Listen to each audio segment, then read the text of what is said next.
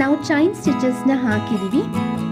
ಇವಾಗ ನಾವು single crochet ಮಾಡಬೇಕಾದ್ರೆ ಫಸ್ಟ್ ಒಂದು ಚೈನ್ನ ಬಿಟ್ಟು ಅದಾದ ನಂತರ ನೀವು ಸೆಕೆಂಡ್ ಚೈನ್ಗೆ ಹುಕ್ಕನ್ನು ಇನ್ಸರ್ಟ್ ಮಾಡಿಕೊಂಡು ಈ ವರ್ಕಿಂಗ್ ಯಾನನ್ನು ಫುಲ್ ಮಾಡ್ಕೊಳ್ತೀರಾ.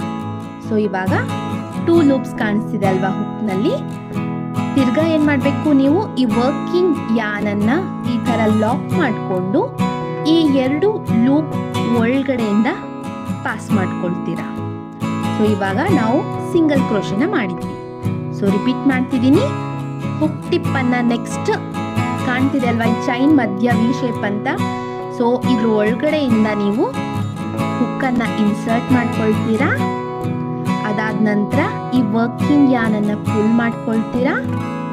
2 ಲೂಪ್ಸ್ ಇರೋದನ್ನು ವರ್ಕಿಂಗ್ ಯಾನನ್ನು ಲಾಕ್ ಮಾಡಿಕೊಂಡು ಈ 2 ಲೂಪ್ಸ್ ಒಳಗಡೆಯಿಂದ ಪಾಸ್ ಮಾಡ್ತೀರಾ.